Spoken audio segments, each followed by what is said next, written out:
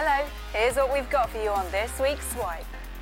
Kit meets the teenager behind a fire safety app created following the Grenfell Tower disaster. I investigate the growing and tingly phenomenon of ASMR. And Simon's got a potential knockout in our games review. That's all to come for you after a quick look at some of the tech news headlines that grabbed our attention this week.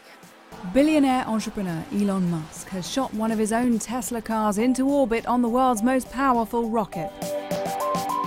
After launch, SpaceX's Falcon Heavy opened up to reveal a mannequin in the driver's seat listening to David Bowie.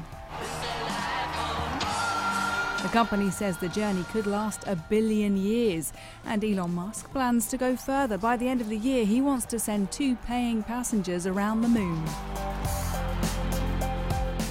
Mind-reading computers could be used to help people analyse information and make critical decisions in as little as 5 years, we've been told.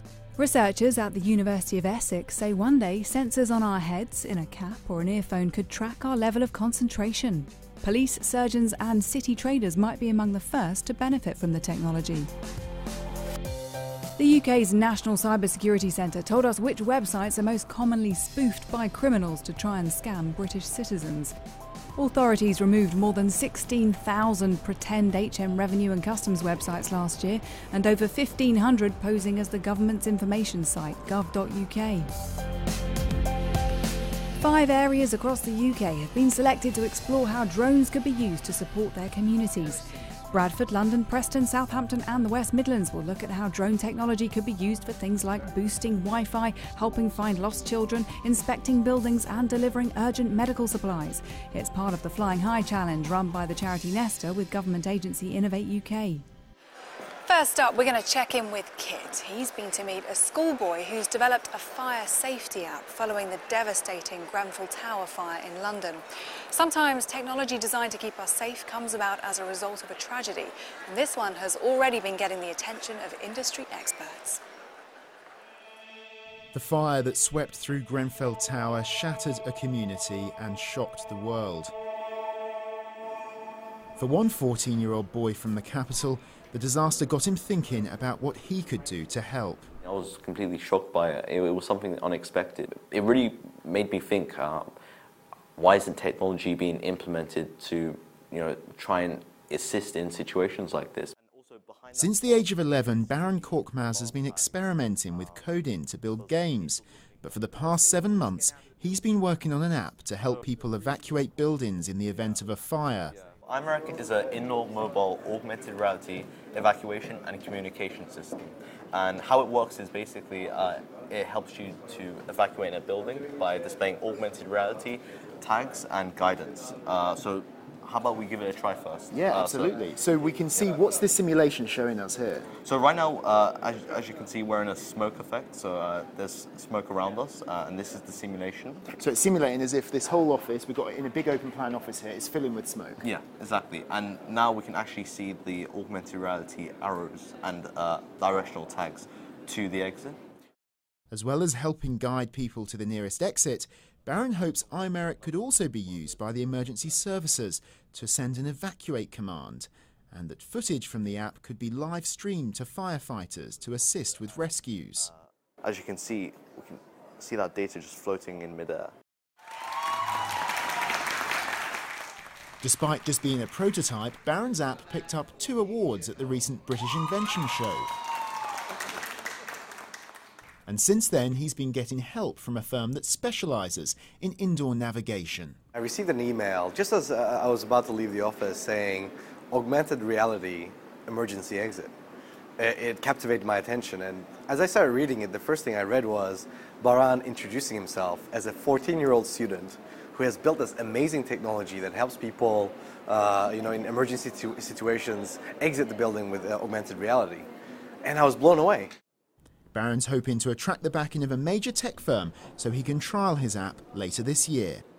I hope that other people also see the vision that I see in iMeric, the vision that technology, mobile devices can really be used to save people in emergency situations. Kit Bradshaw, Sky News. Now, have you heard of ASMR? Type it into YouTube or Instagram and you'll see just how many videos pop up showing people making repetitive and relaxing sounds in some interesting and sometimes odd-looking ways. Well, this week I've been investigating what this growing trend with its massive following is all about. Hello, welcome to the Sleep Clinic. I made sure I was down on the schedule for this evening. I saw that you were coming in. If you're getting a tingling feeling of peace from listening to those sounds, then ASMR is for you. It stands for Autonomous Sensory Meridian Response, and although not everyone experiences the magical feeling triggered by certain subtle sounds, those who do have a thriving online community. Emma, aka Whispers Red, films herself making soothing, repetitive sounds with everyday objects. The videos have been watched more than 100 million times by people craving ASMR trigger sounds that make them feel nice. This is where the magic is made, in her tingle shed. Okay, here we are. This is the tingle shed. I recognise it from your videos now. ASMR fans like to watch and listen to videos like Emma's because it helps them to relax or fall asleep.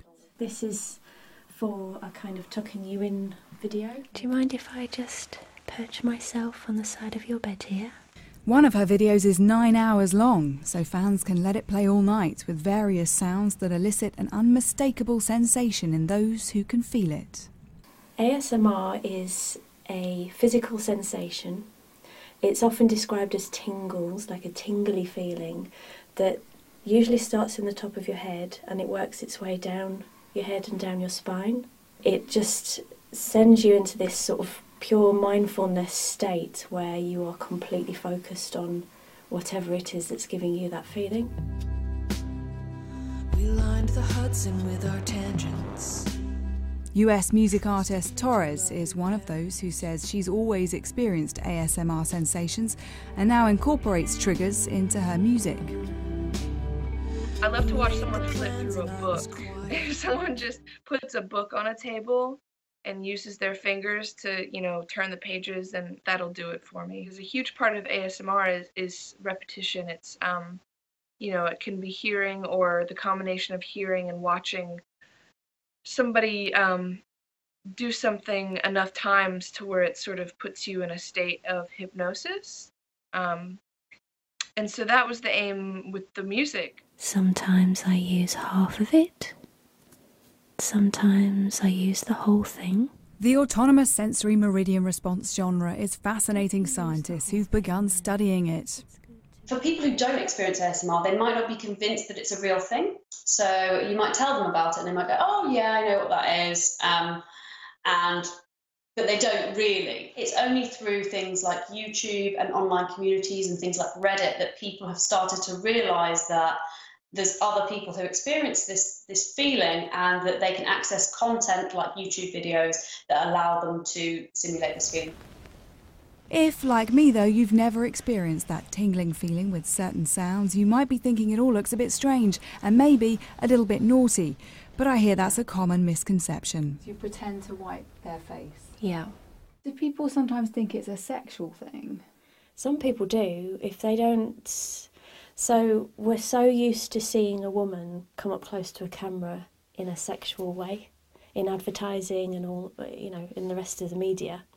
But in ASMR we do that because it's a connection thing and we are coming up close to the camera because our microphones are close to the camera. This rather crinkly one. Emma says she's found her purpose, and if the ASMR community is sleeping better and feeling happier, maybe we found an online trend that really is good for us, albeit only some of us. If you're unaffected by those relaxing sounds and you're wide awake and alert with me right now, it's time for our weekly video games review. Here's Simon with his pick of some of the latest releases. Oh, you think so? You what? The talk and I talk and I talk. I back it up. EA Sports UFC 3 for the Xbox One and PlayStation 4 is the third in this series, and I'm also pleased to tell you it is the best mixed martial arts fighting game that has ever been made. The presentation and visuals are second to none, and when you do get two fighters in the octagon and they start trading blows, it looks so brutal and it feels so good to throw fists, you actually may start to feel like you're in the actual match itself. Now, one of the small problems it does have is that the submission, the grappling game, which is so important to the sport, is a little bit complicated. But if you do give it time and you're patient with it, you will start to understand. And of course, if you're a hardcore follower of the sport, you're going to enjoy this more than a casual fan. However, if you just like fighting games and you've always enjoyed mixed martial arts, this is fantastic and it's absolutely worth your time.